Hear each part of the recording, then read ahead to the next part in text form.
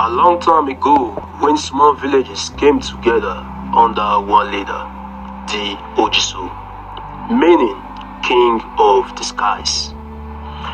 This early king ruled with wisdom and courage.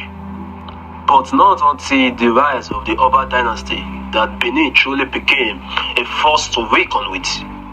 The Oba was not just a king, he was a divine ruler chosen by the gods to lead the people. The Obas of Benin were known for their power and wisdom.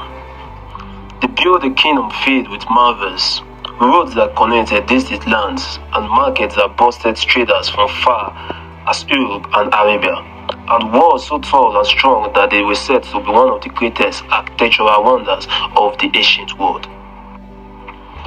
The people of Benin were master craftsmen. They created intricate bronze and sculpture that told the story of their kings, warriors, and gods. This work of art were so detailed and lifelike that even the great explorers from Europe were amazed when they saw them. Benin was a land of peace, but it was also a land of warriors. The kingdom has to defend itself against invaders and expand its influence to neighboring lands.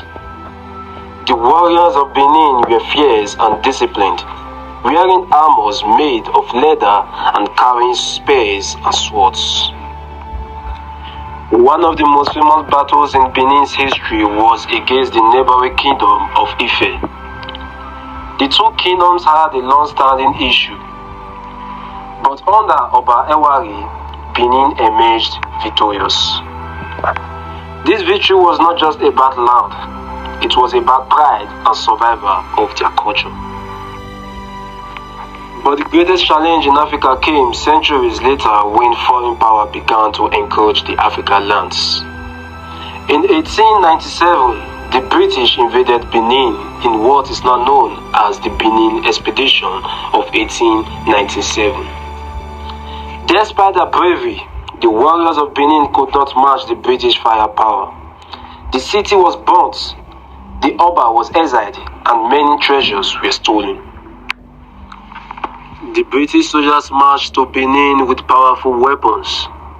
The warriors of Benin fought bravely with their swords, spears, and shields. They tried to protect their kingdom, but the British soldiers had guns. The people of Benin could not win against the British army. The British soldiers burnt the city, destroyed the Oba's palace, and took away the beautiful treasures made by the people. They stole bronze structure, masks, and other treasures, took them back to Britain. The Oba Ovonramwen tried to protect his people when the British soldiers entered the city.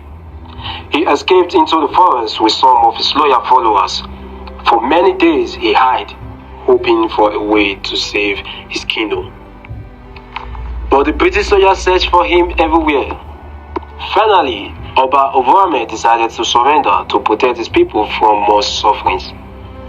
He was taken far away from his kingdom and sent into exile. The people of Benin were heartbroken.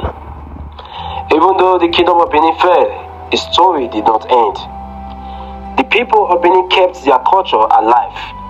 They told stories about their brave warriors and their wise Oba. The treasure of Benin, though stolen, became famous around the world. But today, the world remembers the kingdom of Benin as a place of great beauty, strength, and art. The people of Benin are still proud of their history and culture.